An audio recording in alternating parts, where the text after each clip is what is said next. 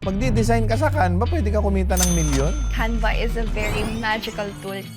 With digital products kasi, once mo lang siya gagawin, you can sell it unlimited times. Paano naman sa mga hindi techie, pwede ba nilang gawin yung negosyo mo na yan? Absolutely, kasi meron akong mga students na 50 years old. Ha? Kahit hindi ka creative, beginner-friendly platform si Canva for you to edit your own digital products. Marami kasing mga tao kaya hindi sila nagtatagumpay sa buhay kasi ito yung daan nila, inaatupag pa nila yung sinasabi ng ibang tao, paninira. Pag ang taong inggit, hindi ka nila kayang sabayan, tumbahin, or itaob, maninira sa iyo.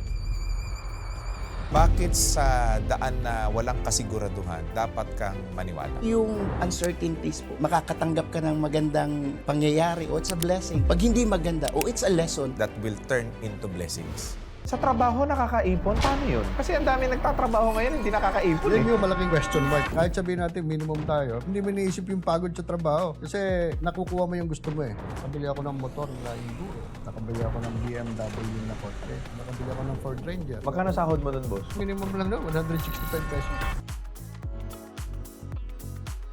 Ang ACG Consultancy na siya naman nag-aasikaso ng lahat ng FDA approval ng manufacturing business mo, ng skincare business mo, ng food business mo. Kaya naman, bibigyan tayo ng oportunidad ng gig sportswear na kung saan po pwede kayo magpagawa sa kanila in bulk orders. Po pwede ninyong gawing negosyo at gawin para sa kumpanya ninyo. Pero ibahin mo itong Enchanted Flower Shop.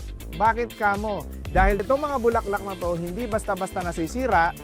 Kahit naghiwalay na kayo ng jowa mo, yung bulaklak mo, buo pa. Gusto kong ipakilala sa inyo itong Her Choice na meron silang tinatawag na IBO program na kung saan po pwede ka mag-umpisa kahit sa maliit lang na kapital. Ang kagandahan nito, meron din silang advocacy. Tumutulong sila sa mga kagaya mong inspiring and aspiring individual na gustong umasenso at lumago sa buhay. Gusto mong kumita na malaki? Eto na ang Her Choice.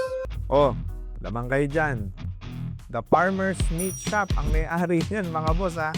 Ang nag-iisang Mark Heras. Ayan, nag-uumpisa na siya mag-business. At ngayon, sa loob ng isang minuto, ay papaliwanag niya sa inyo kung paano nga ba kayo kikita sa laman ni Mark Heras.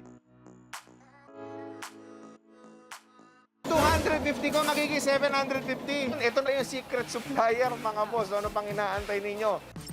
Mga boss, so nandito tayo ngayon sa Wise Cleaner at magtutour tayo sa kanilang napakagandang facility. Isa sa pinaka-reputable na gumagawa ng mga DIY kits na nininegosyo ng daan-daan at libu-libo nating mga kababayan sa buong Pilipinas. So tara,